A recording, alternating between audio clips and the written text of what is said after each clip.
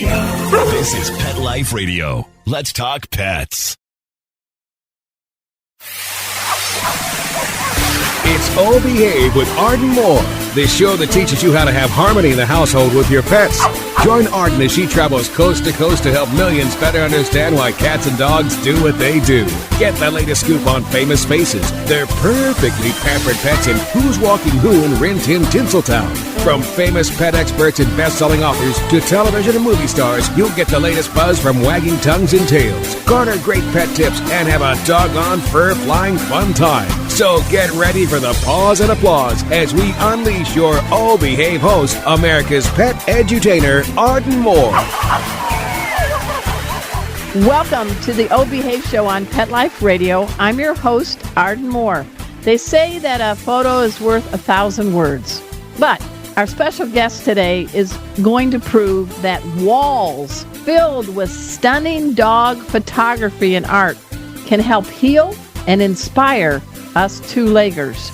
And wait for it, he has the documented proof for this. Yes, I did say documented, not my word, his word. Please give pause and applause to the founder of Global Dog Art Gallery, who also runs a non-profit called Canine Photo. I'm talking about the remarkable Michael Puck. Welcome to the show, Michael. Arden, thank you so much, and thank you for having me on the show. I'm really excited.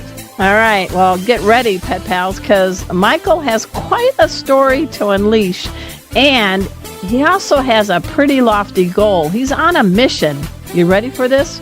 To save 1 million dogs by the year 2030. But we got to take a break first, so sit and stay. We'll be right back. Time for a pause. 4 furry ones, actually. Sit and stay. Oh Behave will be right back. Hey, pet pals. Arden Moore here from the Oh Behave show, talking to you about a great company called Natural Farm. They make all natural dog chews and bones. Yum yum for the dogs. They are single ingredients. They're very nice to the environment, and they support a lot of animal welfare groups. Check them out for your dogs. They're bully sticks, gullet sticks, collagen sticks, and peanut butter, chicken, and other flavors. You get to choose what chew for your dog. Go to naturalfarmpet.com. Pause up. Use promo code BEHAVE15 for 15% off store-wide.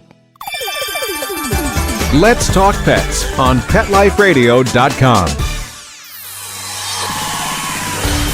Oh Behave is back with more tail-wagging ways to achieve harmony in the household with your pets. Now back to your fetching host, America's pet edutainer, Arden Moore. Welcome back to the Oh Behave show on Pet Life Radio. I'm your host, Arden Moore. Our special guest today is Michael Puck. He has delivered TEDx talks demonstrating how photos, not the real thing, but photos of dogs can have a therapeutic impact on people in hospitals, on people in corporate cubicles, all across America. He is the founder of the Global Dog Art Gallery, and he is also giving back with his nonprofit called Canine Photo. Michael Puck, it's time to dig in. I mean, there's a phrase you said. I've been doing a little homework on you. You say that dogs have a superpower. You call it the social catalyst effect. What does that mean? So we're starting with the hard stuff, the science. Yeah, what the heck? Yeah, so the social catalyst effect is something that was studied, and it was found that having a dog present increases our likelihood of connecting with strangers by a factor of, and now hold on to it, 21. It's a 2,100% increase. Now, that's for a dog in person. That's what the study was all about. But my work and my research have found that images of dogs have actually a very similar impact on people and can also connect. And Arden, there was actually one aspect that you didn't mention. It is also super helpful in business environments. Think about lawyers. Well, I said corporate cubicles, but I get you. Yeah, so I expanded just a little further. So the architects out there, the advisors, the lawyers, the financial advisors, because what's most important for those type of professions? They need to build rapport with their clientele. They say the art of the deal. I think you have the dog of the deal. I think artwork, there you go, you can use that. I think the dog of the deal is landing business deals and improving morale, right? Yeah, that's what it does. And I was sitting with my financial advisor not too long ago, and she didn't know what I was doing on the side. And so I asked her, so what's most important in your business, in your line of business as providing financial advice? There was no hesitation. She immediately said, building trusting relationships. Guess what? There is research out there that supports that dogs build trusting relationships with people. So the dogs are the social connector between human beings, and they've played that role for over 12,000 years. And that's the reason why it is fully ingrained and automated in us. We don't have to think about it any longer.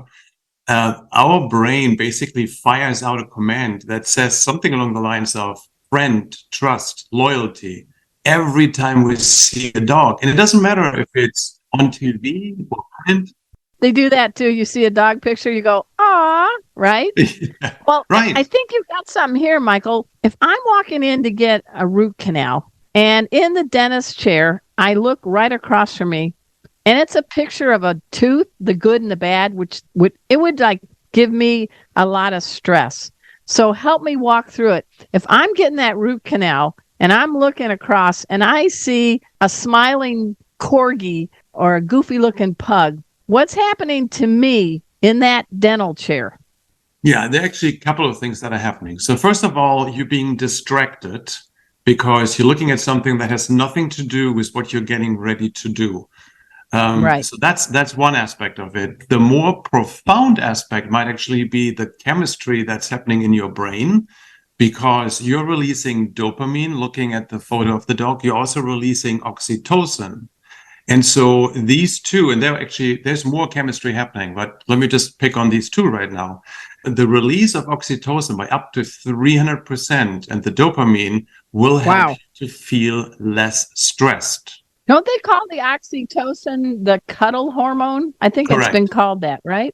Yeah. It's called a number of different things, the social bonding hormone, the love hormone, the cuddle hormone. So yeah, it is a powerful hormone because it helps us to de-stress. And in medical settings, that is critically important because if we're stressed, we cannot heal. Or if healing is occurring, it's occurring at a much lower rate or slower rate. But for your particular example, the dentist office is a distraction. It is a reduction in stress. And then there's a third one, also backed by research, that photos of dogs can actually lower pain sensitivity. Wow. I like that. We want to tell your story, Michael, because I think part of this inspired you when you were a child. You had some issue that made you be isolated for treatments. Can you talk about that? I'm happy to. It took me decades to be able to talk about it because it was so difficult initially to share this. But when I was 4 years old, I burned both of my legs in a freak accident. I was at home. Wow. I was playing in the backyard, got all dirty. I was actually picking strawberries under my mother's supervision. So I had all these gray, fine dirt together with the strawberry juice sticking everywhere. So my mother just looking at me said, "Michael, what did you do?" And that was meaning she said that in German because that was in Germany. What city in Germany? Where were you from? And that was a little town called Baden, which it's close to Bremen and Hamburg. So those are the two largest cities. I've been to Giebelstadt and I've been to Frankfurt, but I haven't been to your town. Yeah, and quite honestly, the northern part of Germany is not that exciting. I apologize if I have any other Germans listening in. It's more like Frankfurt and South is where you probably want to go. Okay. All right. So I made a huge mess out of myself. I was directed to go inside and clean up. I decided, looking at myself, since it was really sticky everywhere, that I had to jump into the shower. Jumping was relative. I was 4 years old. I had to climb into the shower. I was holding on I was trying to hold on to something because I started slipping into the shower and accidentally moved the lever controlling the water flow to boiling. Oh, no. Back in the day, that was 1970, we had boilers with boiling water sitting right above the shower, the bathtub that it was. And so I was trying to hold on to the lever. I pulled the thing to boiling. I slipped into the bathtub. I was laying there, hit by the boiling water, paralyzed by pain. And so I was just screaming at the top of my lungs. Luckily, we had a small apartment. My mother heard me, came running. But still, it took long enough to get third-degree burns. Oh, my gosh. And you're only 4 years old. I was 4 years old. Quite honestly, I don't remember the pain. I don't remember really the downside of that. What I do remember is another aspect. I was driven to the hospital. It took about an hour to get me into the hospital.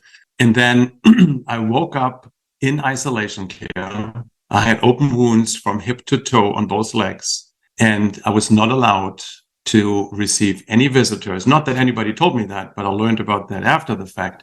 I was not allowed to see any visitors, including my parents. I was in isolation care for 10 days, thinking that my parents had abandoned me. You have a 4-year-old mind. I understand. Wow. Okay. Yeah. So my scars healed over time. Nowadays, you can't see anything, meaning I'm 57, so I had plenty of time to improve. But I had decades of mental health issues because I isolated. I didn't trust anyone. I always needed to be in control. And so there were all these variables that really made me withdraw from society, from interaction. I didn't even trust my parents. And that changed gradually when our family got our first dog when I was 12 years old. And what was the name of your dog? What was your dog's name? Cora. Cora. Okay. Cora. What kind of dog? She was a Lab Husky mix. And we spent an incredible 14 years together. And so what I wasn't able to do with other human beings, I was able to do with her. I connected with her so deeply. It was scary because we just needed to look at each other and we knew what we were thinking. You could finish each other's sentences, right? Basically. And we were out in the woods and walking along the rivers in Lower Saxony every afternoon. I spent hours with her. And so she was a very social, and she ran up to every stranger that crossed our path. And so she was the one who reintroduced me to the world around me. And I benefited so greatly. Arden, I would say if it would not have been for her, I'm not sure what would have happened with my mental health. And quite honestly, I'm not sure what would have happened with my life in general. Well, it takes a dog named Cora to really make an imprint. I mean, I'm thinking of a Lab Husky. I had a Husky Golden Retriever, and they got, they have a lot of shedding, but they have a big heart, and they're a little fun too, aren't they? No, she was Husky has a sense of humor. She was a social butterfly. She was just running up to everyone. She was curious, and she was basically pulling me behind her the whole time, and I was reluctantly engaging with other people. But she made all the difference. And so that bond led to a love of dogs and a love of animals in general. And ever since, I've been trying to give back and find ways beyond my time and financial resources to help animals. And I've been struggling with that for decades, to find something that really makes a bigger impact than just the time I have or the money I have. I like that. Hey, everyone, we're speaking with Michael Puck. I want you, after the show, to go to globaldogart.com and check out his nonprofit, k9photo.org. It's the letter K, the number 9. And we're going to find out about photos of dogs and how even the mere looking at a photo can make us feel better. But we got to take this break. So sit, stay. We'll be right back. Time for a walk on the red carpet, of course. All Behave will be back in a flash right after these messages. Take a bite out of your competition. Advertise your business with an ad in Pet Life Radio podcasts and radio shows. There is no other pet-related media that is as large and reaches more pet parents and pet lovers than Pet Life Radio. With over 7 million monthly listeners, Pet Life Radio podcasts are available on all major podcast platforms. And our live radio stream goes out to over 250 million subscribers on iHeartRadio, Odyssey, TuneIn, Stitcher, and other streaming apps. For more information on how you can advertise on the #1 pet podcast and radio network, visit PetLifeRadio.com/advertise today. Let's Talk Pets. Let's Talk Pets On Pet Life Radio. Pet Life PetLifeRadio.com. Radio. Hi, this is Amy Schumer. You're listening to Arden Moore on Pet Life Radio, where they keep it real and make everyone feel like they're pets. We're back from the lot. Just checked the paper and we had a record showing at the box. The letterbox, that is. Now back to Oh Behave. Here's Arden. Welcome back to the Oh Behave Show on Pet Life Radio. I'm your host, Arden Moore. We have a very amazing man on our show today, and he's telling the story about how dogs basically saved him. I can't even imagine being burned on my legs from toes to hips. And back then, I think they were well-meaning. They were isolating you so you could heal. But you had a 4-year-old mind, and there's a lot of imprinting going on. So let's fast forward. The dude's 57 now. He's pretty successful. He's given a TEDx talk. So there's been a lot about the healing power of pets, and they're in-person pets. But you're taking it a step more, and you're looking at an image, as you had mentioned, can help distract in stressful situations, reduce stress, pump up the oxytocin and other things. So tell us about this global dog art gallery you have. Yeah. And so as I mentioned earlier, I was trying to really scale up the impact I can have on animals, because I was donating, I was volunteering, I was doing all kind of things, dropping food off at the shelter, but I've never felt really that I was doing enough. And then about 10 years ago, I picked up photography as a hobby, and it took just a little bit time to then taking pictures of dogs. My own initially, then I went to the shelters and I took pictures of shelter dogs. And now I could help, where previously I might have walked 3 or 4 dogs in an hour. Now I could take pictures of 15 and 20 dogs within an hour. So I already increased the impact by putting those pictures out on social media to find those dogs' homes. I'm assuming when you did take these photos of these shelter dogs, they're not just standing behind bars. I'm sure you were trying to do something to show people this could be your dog in your home, right? I had a whole group of volunteers rotating dogs around, getting them in a grassy area with woods in the background, and really making it really nice. And I spent probably 5 or 10 minutes with each dog, and some were more difficult than others. Some dogs were more in the air and jumping around than they were standing on the ground. Yeah. But the feedback I received... That's their spirit. Yeah. But the feedback I received, I had 10, 15, 20,000 likes on Facebook posts, and that made me think, why are people responding so actively and so positively to photos of dogs? Now, people saw the pictures, lots of people saw the pictures, and then I got a request, can you take pictures of my dog? I said, sure. Do you pay me for it? Because if you do, I will do it. I got to put kibble on my plate. Yeah. So I started taking pictures of dogs owned by private individuals. I charged them professional rates and used the money to pay for the veterinary care of shelter dogs. So it was still a closed loop where the money, 100% of the money went back to the dogs. The demand grew so much that, and I had a full-time job at the time, that I said, okay. What were you doing at the time when you were starting into photography? That's interesting you asking that, because that was actually a critical aspect of what came next. So I'm a business. I improve businesses as far as processes and functions are concerned. I'm also an economist by training, and I've worked in human resources for quite a bit. So I basically look at what can be improved and what's the positive impact people can get out of that. So going to the dogs with a camera is a good strategy.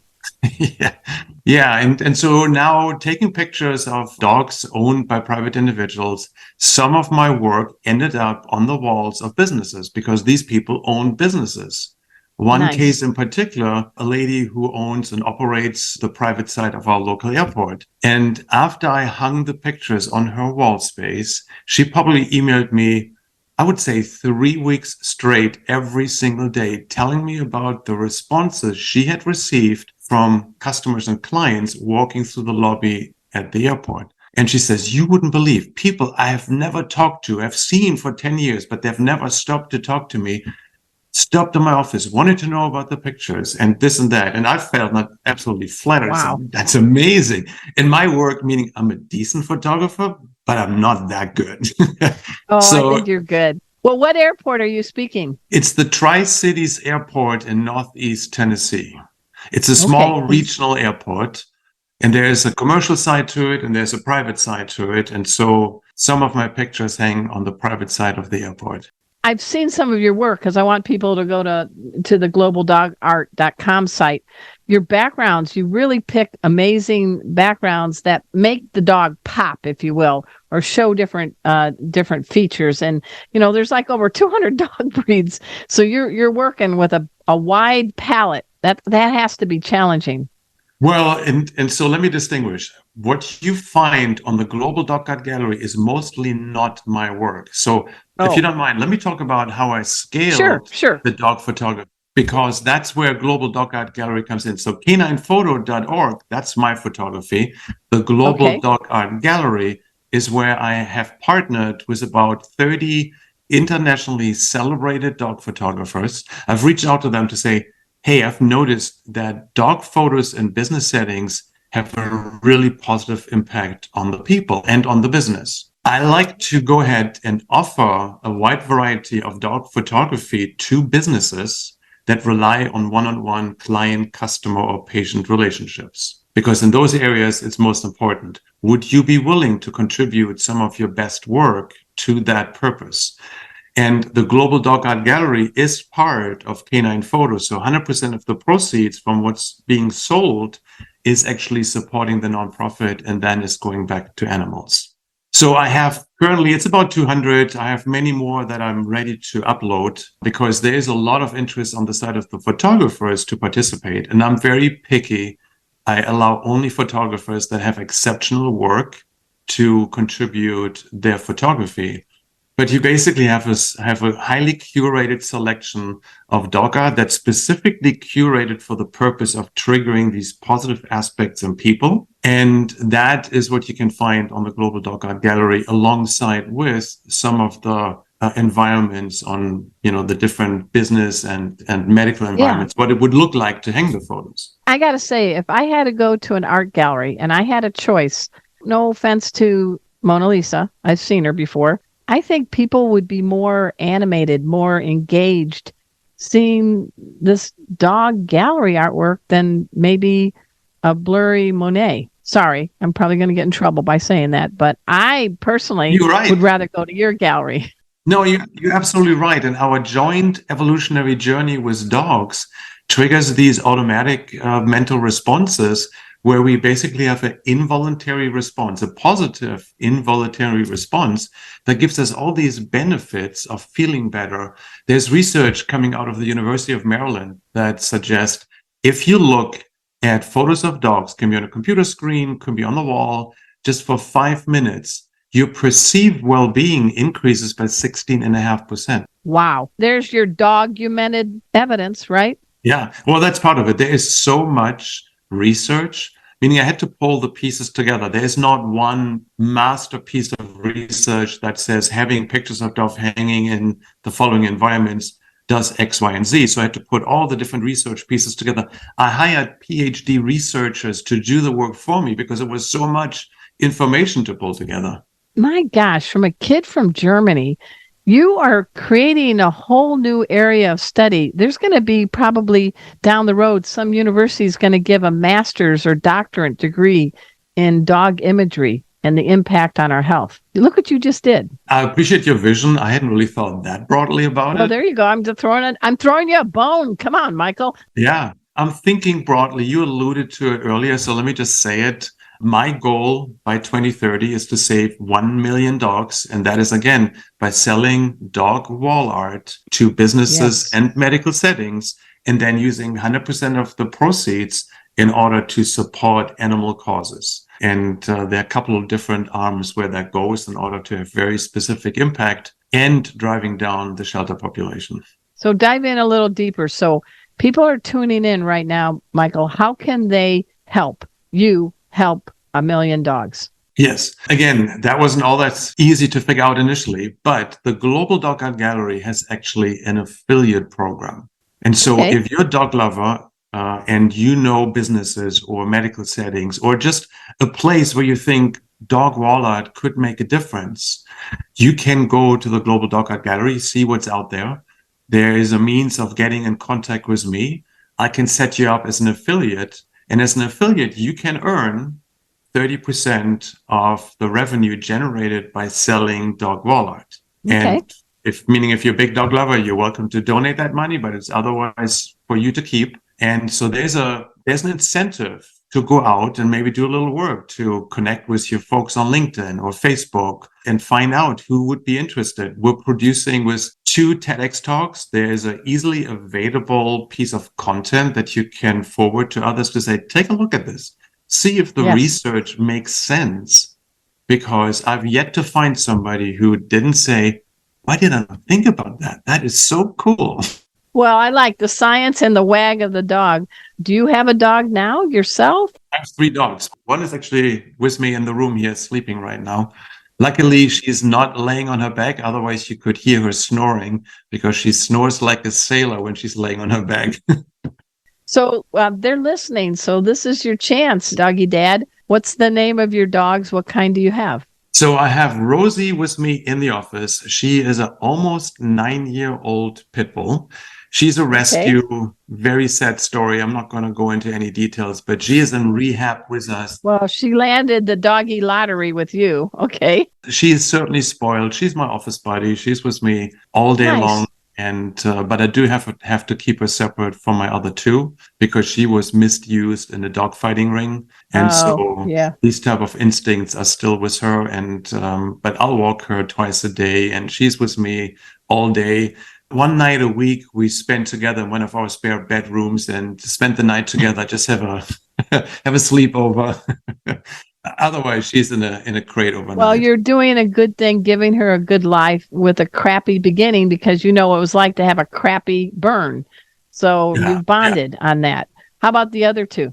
We have English Foxhound. His name is Zach. He is 7 and almost 8. He's also out of the shelter. He is deadly afraid of trash bags and trash pickup trucks. Oh. It makes you wonder what he experienced in his first 6 months. We got him at 6 months old. I went to the local shelter and says, I don't care what breed, I don't care what size, give me the dog that has been with you the longest. And they walked out with him. And so we took him home. He is scared still, but he has a very good life, and he is his main role with us as a family is to protect us against the big brown trucks that have the 3-letter signage U, starting with a U and ending with PS, that driving into the subdivision every 3 to 4 times a day. You go, Zach. And how about your final doggy? He's I would say a skinny lab is probably the best way to describe it. So he's black and white. He's probably a hound lab mix or something like this. His name is Knox, and he is probably one of the fastest dogs I've ever seen. He can run like nothing. He's also a shelter dog that we picked up from a rescue, actually, when he was 2.5 years old. And so those are the 3. And you got a terrific trio, and I love that you picked with a purpose and gave them a second chance at life. Because I got to tell you, with COVID and everything else, my dogs are therapy dogs. I have a cat that's a therapy cat, and it is amazing to see the power of PAW. And that's just them being into a memory care center or some of the other places I go. But you're stepping it up, because there's more great artwork of dogs that do better than just hang on a wall. And that's kind of the purpose, your mission, right? It is. And if you think about it, Arden, if you have a therapy dog, as you have one and one in training, if you go out to hospital, how much time can you spend with one patient? Right. 5, 10, 15 minutes, maybe. And that might be it for them for 2 or 3 days, depending on the location and the availability of therapy dogs. Pictures of dogs in patient rooms are there 24/7. They can even be there when dogs cannot be there. And as you probably remember, at the beginning of the pandemic, most medical settings did not allow therapy dogs to go back. And so you have something you can look at. You can create a variety in the common places and the patient rooms.